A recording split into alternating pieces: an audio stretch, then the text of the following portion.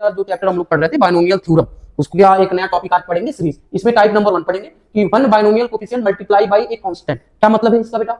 इसका मतलब है कि अगर बाइनोमियल कोफिशिएंट में कोई कांस्टेंट मल्टीप्लाई है तो हम उसको कैसे हल करेंगे। ये बहुत इंपॉर्टेंट टॉपिक है और इस पे बहुत सारे जेईई में क्वेश्चंस पूछे गए हैं। कुछ क्वेश्चन आज हम करके भी दिखाएंगे। एक आपके सामने जेईई मेंस 2021 में आया हुआ था इसी टॉपिक से रिलेटेड। हम क्या करेंगे, इसका फार्मूला निकालेंगे और फार्मूले को याद रखेंगे और उस फार्मूले के यूज करके क्वेश्चन को सॉल्व करेंगे। तो क्या लिखा हुआ है देखो बेटा, S इक्वल टू क्या लिखा 1nc1 plus 2nc2 plus 3nc3 dot dot dot कहां तक है बेटा, ncn तक है।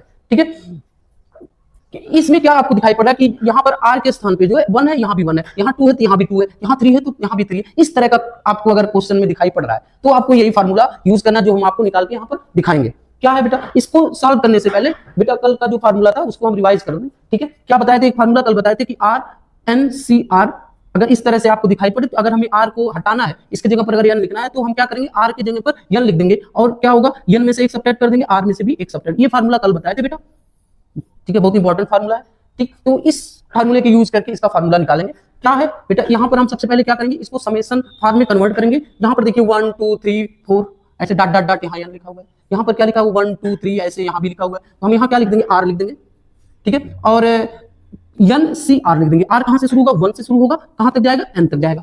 ठीक है, अब ये वाला फार्मूला यूज करते हैं। कौन सा वाला बेटा कि r NCR की जगह पर हम r को हटाएंगे, n लिखेंगे, n में से 1 घटा देंगे, r में से भी 1 हटा देंगे। देखिए बेटा r इज इक्वल टू 1 से लेके n तक और यहाँ लिखेंगे n में से 1 सब्ट्रैक्ट करेंगे और r में से 1 सब्ट्रैक्ट कर देंगे। n एक कांस्टेंट वैल्यू है तो इसको बाहर कर सकते हैं। ठीक है, तो बाहर करिए इसको, n बाहर कर दिए, r इज इक्वल टू 1 से n तक और ये क्या बनेगा, n माइनस 1 CR माइनस 1। ठीक है, अब r की वैल्यू 1 से लेके n तक पुटअप करेंगे और यहाँ पर हम एक सीरीज प्राप्त कर लेंगे। बेटा क्या रखेंगे, 1 रखेंगे पहले, तो क्या बनेगा n माइनस 1 C0 हो जाएगा। इसी तरह अगर हम 2 रखेंगे तो n माइनस 1 C1 हो जाएगा, डॉट डॉट डॉट लास्ट में क्या रखेंगे, n रखेंगे तो क्या मिलेगा, n माइनस 1 CR माइनस 1। ठीक है, अब ये सीरीज का एक फार्मूला हम कल बताए थे। क्या बताए थे बेटा कि अगर nc0 है प्लस nc1 है प्लस nc2 है डॉट डॉट डॉट ncn है, इसका जो फार्मूला होता है 2 पे पावर n होता है।